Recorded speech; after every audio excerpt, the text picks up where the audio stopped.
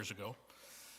And I wrote down the title in my Bible, and some years later I was like, I remember that sermon was a good sermon. But all I had was the title. I didn't have any notes or anything.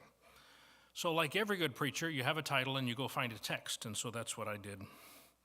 And I came to Luke chapter number 6. This is the title, so it's not my title, it's his. Give what you want. Give what you want.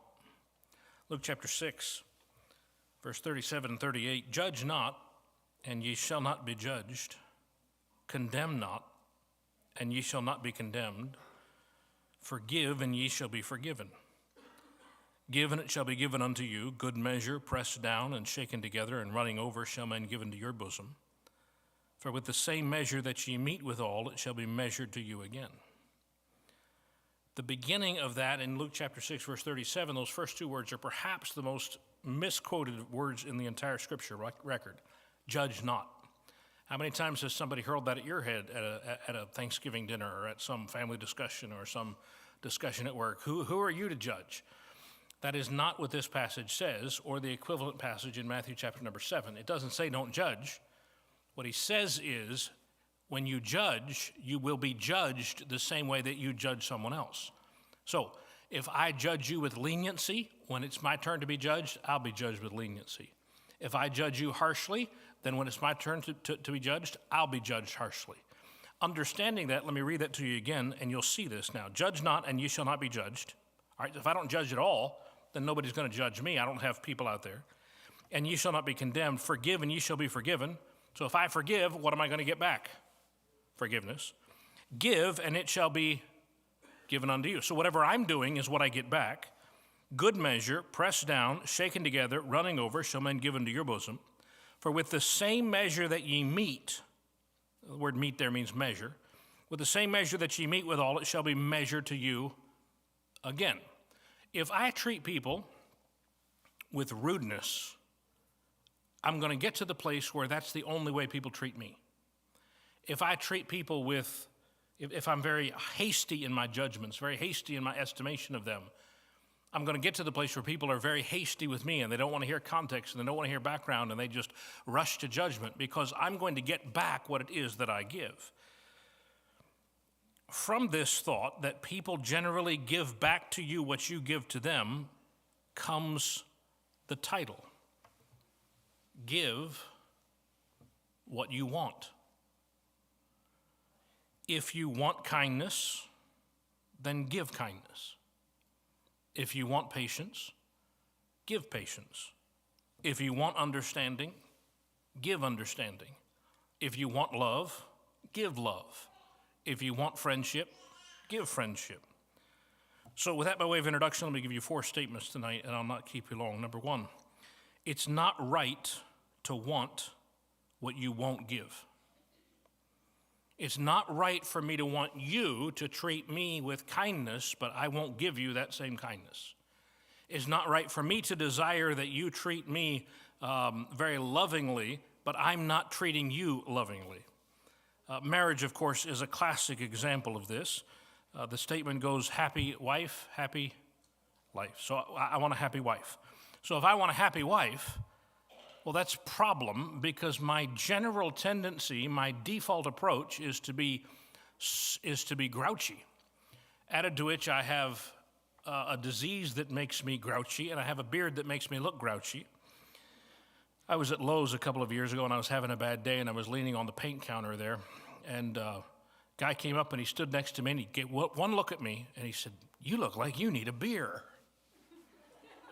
Apparently, I just have this grouchy demeanor, this angry look, as if everything is always going wrong. I cannot give that sort of an attitude to my wife and then expect her to be bubbly and cheerful. I think one of the most important verses, Jesse, I hope you listen to this, one of the most important verses to learn as you first get married is 1 Corinthians 10:25. Whatsoever is sold in the shambles, that eat, asking no question for conscience sake. When you get home, don't ask your wife, what is this, some kind of surprise? What are you trying to do to me here? Yeah, now you know better. I mean, the thought passes your mind. It's dinner time, and she puts it on the plate, and you're thinking to yourself, I was on a missions trip to Zimbabwe and ate better than this. Right? Those are the thoughts that are going through your head. Are you trying to kill me? I didn't actually pay the life insurance this year, in case you wanted to know. But here's the thing. If I dish out, and I'm being snarky, but if I dish out, if I'm serious in saying those sorts of things in a cutting sort of a way, then why in the world would I ever expect my wife to say on a Sunday on the way home from church, wow, honey, that was a tremendous message. Everybody was so convicted. That was just phenomenal. If I'm going to treat what she offers me with criticism, why would I expect to get back compliments? If I want compliments, what should I give? Compliments. It's not rocket science. It isn't fair to expect her to give me compliments when all I give her is grief. Number one, it's not right to want what you won't give. Number two, it is right to give what you don't get. It is right to give what you don't get. You say, now wait a minute, you just said it isn't right to want what you won't give. I know. Well, then why is it right for someone else to want some good thing from me that they don't give to me? It's not right for them to want something good from you that they don't give to you first. But it's right for you to give it to them anyway. When I'm on the receiving end of this, I should expect that I'm going to get back the same treatment that I have given other people. But when I'm on the giving end of that treatment, I should not justify to myself a nasty spirit, a belligerent attitude, a harshness, an unkindness, a coldness, a cruelness. I should not justify that on the basis of, well, that's how they've treated me. Now, they should expect it. But I shouldn't justify my nastiness toward them with the fact that they were nasty first. What makes Christianity unique is that it rises above the normal, average human approach. When I was in elementary school, it was, I'll like you if you'll like me. I'll be your friend if you'll be my friend. But we learned differently in the Sermon on the Mount. Jesus said in Matthew chapter number 5, you have heard that it hath been said, an eye for an eye, and a tooth for a tooth. If you knock out my tooth, I'm taking one of yours. That's human nature, right? If you hit me, I'm going to hit you back. If you attack me, I'm going to attack you back so hard you'll never attack me ever again, right? That's just that's how we're programmed from infancy. It's in us. It's our old nature. But Jesus goes on to say, but I say unto you that ye resist not evil. Whosoever shall smite thee on the right cheek, turn to him the... All right, so if somebody verbally hits me, people don't walk around smacking me, but they oftentimes will say things. Now, if I have started it, if I have started this particular verbal war, I have no right to whine about the fact that it's coming back to me. But now, if I didn't start it, if I've been good and what I'm getting back is bad, well, I'm still supposed to be good. If any man will sue thee at the law and take away thy coat, let him have thy cloak also. Whosoever shall compel thee to go a mile, go with him twain. Give to him that asketh thee, and from him that would borrow of thee, turn not thou away. Ye have heard that it hath been said, thou shalt love thy neighbor and hate thine enemy. But I say unto you, love your enemies, bless them that curse you, do good to them that hate you, pray for them which despitefully use you and persecute you, that ye may be the children of your Father which is in heaven. I don't know the ladies who graced this platform a moment ago and uttered those so interesting sounding noises. I don't know their children, but I highly suspect that their children look like them. That's just the way it goes. You have a stunningly handsome man and a gorgeously beautiful woman, and then out of that comes our three children. That's just how it happens. Thank you for that, Jesse. I appreciate that very much. That was supposed to be funny. Nobody else was laughing. Jesus said, this is what your heavenly Father is like. You think for a moment about all the grief that God gets. You think you've gotten grief? You've not seen all the grief hurled at God. What did he do to cause all of that? Was he nasty? Was he brutal? Was he mean?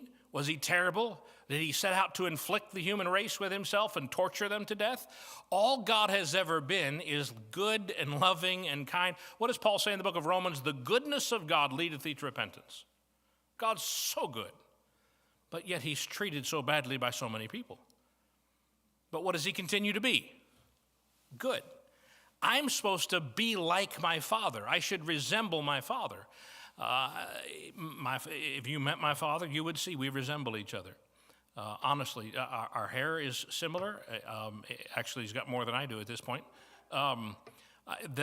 He was a pastor. I'm a pastor.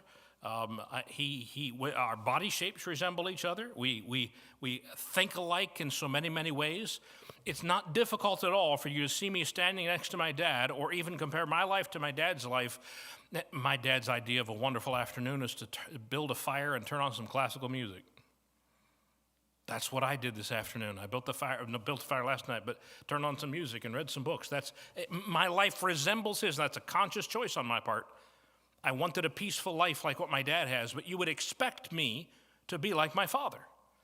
Well, if God is our Father, Jesus' point is, then your life should resemble God's.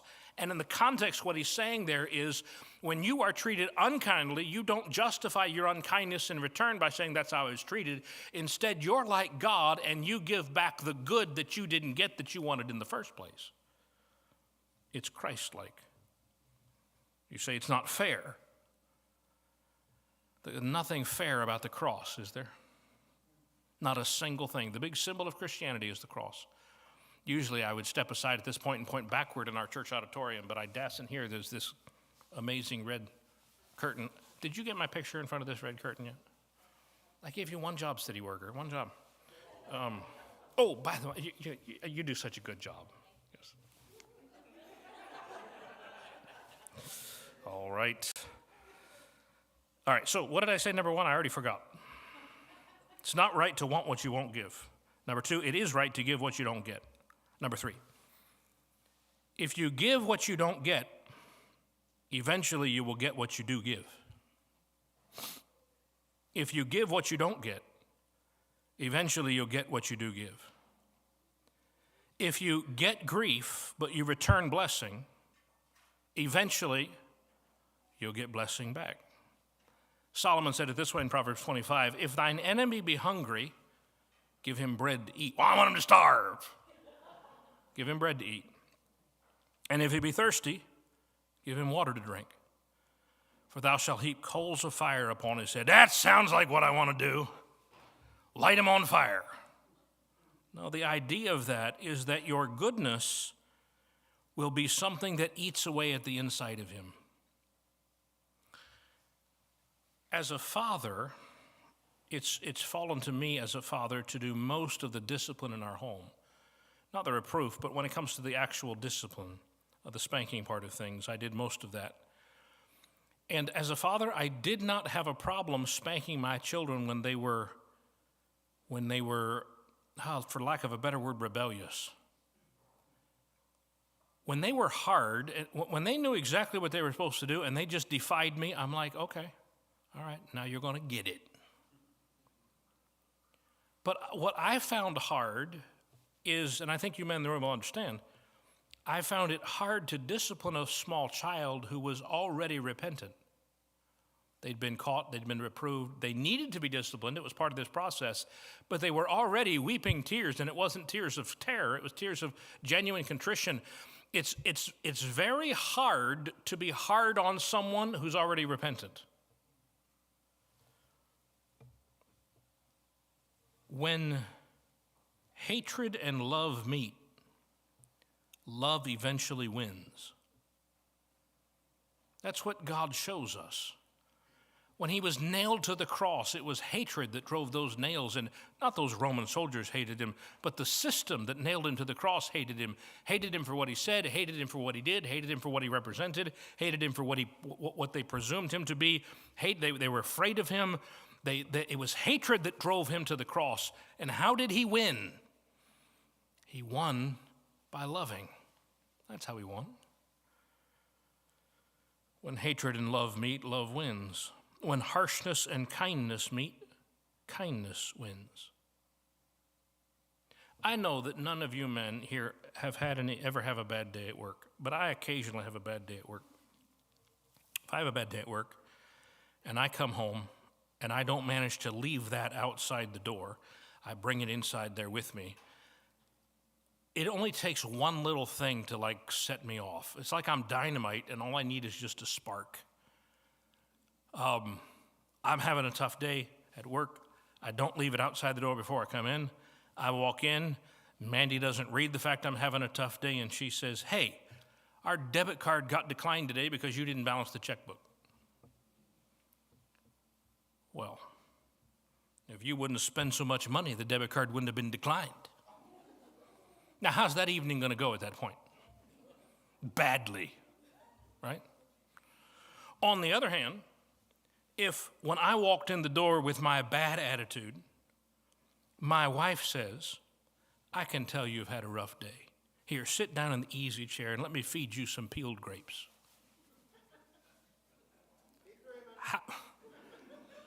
How's that evening going to go? Much better. In fact, probably how I'm going to react while I'm eating those peeled grapes is I'm going to say, "Honey, I feel so much better. How about let's go to the mall and buy some shoes?" Why? Because I didn't start out that way, but I was handed that graciousness, I was handed that kindness, I was handed that love, I was handed that affection, and I could not help but respond with the same thing. You say, "Okay, Pastor Brennan, but that only works in sermon illustrations." Except Solomon goes on to say in this verse, "Thou shalt heap coals of fire upon his head." Oh, this is worth you coming for tonight. Well, no, the meal is worth you coming for. This is almost worth coming for. "Thou shalt heap coals of fire upon his head, and the Lord shall reward thee." Solomon didn't say, "You'll treat that unkind person with kindness, and they will reward you with kindness." That's not what he said. He said, "You'll treat that unkind person with kindness, and who's going to reward you?"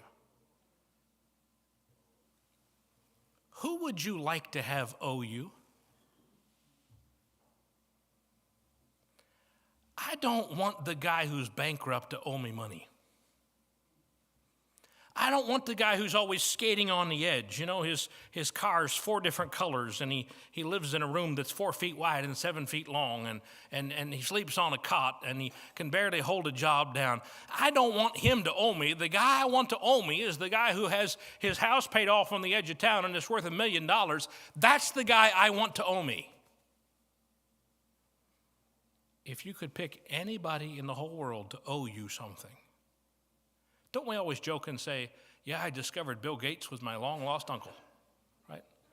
Just found somebody rich. We've all wanted to find somebody in our family who was rich. I keep looking. It's never happened. But how? This verse tells me how I can get God to owe me.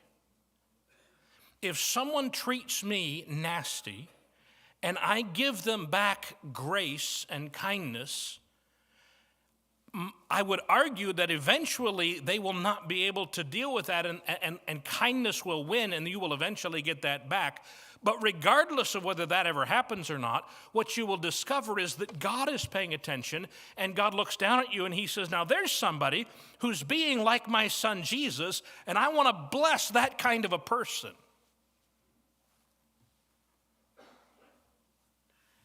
When I'm given grief and I return blessing, one of 2 very good things is eventually going to happen. I'm going to change the heart and actions of the one who grieves me, or I'm going to make God indebted to me for a blessing.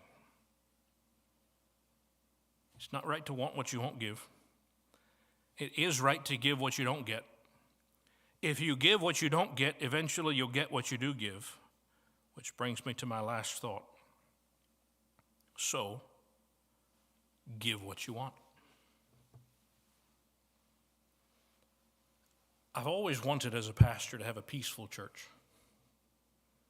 My father's a pastor. He pastored for 38 years. Still alive. He's 84. My mother's 83. My dad stopped pastoring about 13 years ago, retired from pastoring. And I actually spent more time with him after he retired. He came and preached in our church for a month every year, and we had a wonderful time. But I saw my dad go through 2 very bad church splits, one when I was 16 and one when I was about 30. I paid attention to both of them because when I was 16, I already knew I wanted to be a pastor, and when I was 30, I was pastoring. I paid attention to both of them. And one of the things I learned from that is the great priority there is on peace in a church. David said in Psalm 23, he said, when he talked about growth, Psalm 23 is the progression of a lamb that grows, and a lamb needs to gain 100 pounds in the first 100 days of its life, a pound a day. But the only way that lamb can do that is if where it eats is peaceful. I want to be beside the still waters, right? Peaceful. Christians grow best in peaceful environments. When you have a church that's at peace, you can often develop growing Christians. So I've wanted a peaceful church all my life, and God has given me, the vast majority of the time, a peaceful church. I haven't had a church split yet. Might have one this Sunday, I don't know. But I haven't had one yet in 28 years. Had a few splinters, but that's not exactly the same thing. God's given us a peaceful church over these years. But now, wait a minute.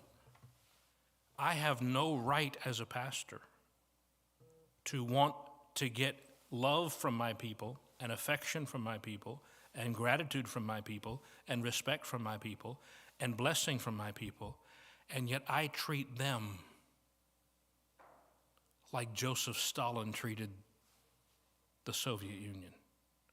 Do you understand what I'm saying? If I want them to give me that, then I need to be a gracious pastor. I need to be a kind pastor. I need to be a loving pastor. I need to be a patient pastor. If that's what I want, then that's what I need to give.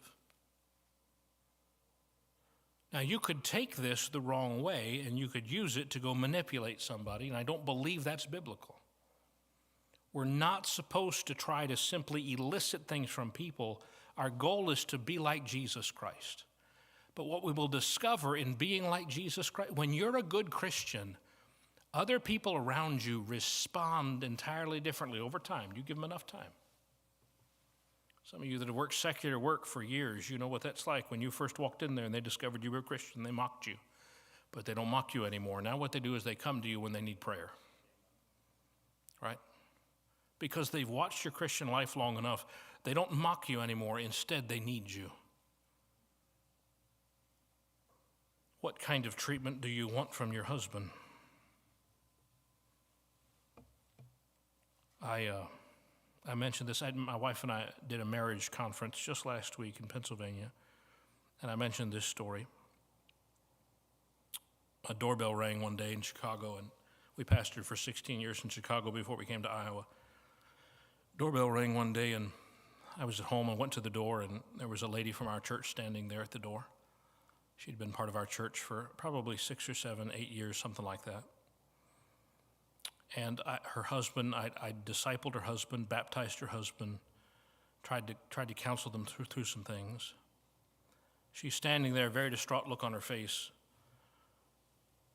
I don't know how to describe this other than just say she was not a pleasant woman. She was a very domineering woman, a very highly difficult to get along with. She stood there. She looked at me and she said, she called her husband's name. She said, "He left." She didn't mean that he went to the store. She meant he walked away from their marriage. I knew instinctively what she meant. And she reached out and she handed me the note that he left her that morning on the dresser. Now, I won't tell you the rest of the conversation, but I will tell you the first thought that went through my head. I didn't tell her this, but the first thought that went through my head was, what took him so long? Isn't that terrible? She was that spirit of a woman. It didn't surprise me at all that he left. What do you want from your wife? Then give her that. Well, she doesn't praise me the way she should. So when's the last time you praised her? She does something worth praising, I will. That street runs both ways, doesn't it? Give what you want. Pastor friend of mine, we were talking the other day about marriage, and he gave me a very beautiful thought. He said, his name is Matthew Barber. He said, "I think we would be helped if we remember that husband means farmer or gardener. A gardener is gentle and patient with his plants. He knows they're fragile. He's more concerned with well-nourished roots than immediate fruit. He certainly doesn't beat the plant into submission.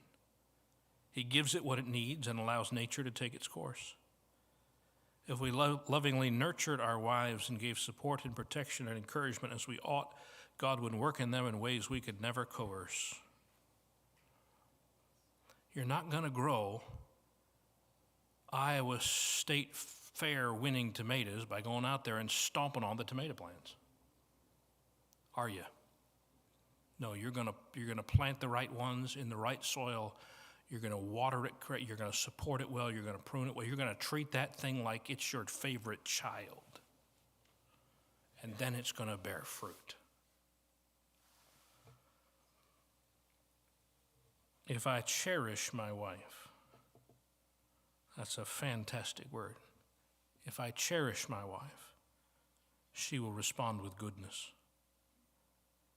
If I brutalize her, she will respond with fury. Well, you fight fire with fire. I don't want my marriage to be a forest fire. You don't fight fire with water. You fight fire with fire. You fight fire with water.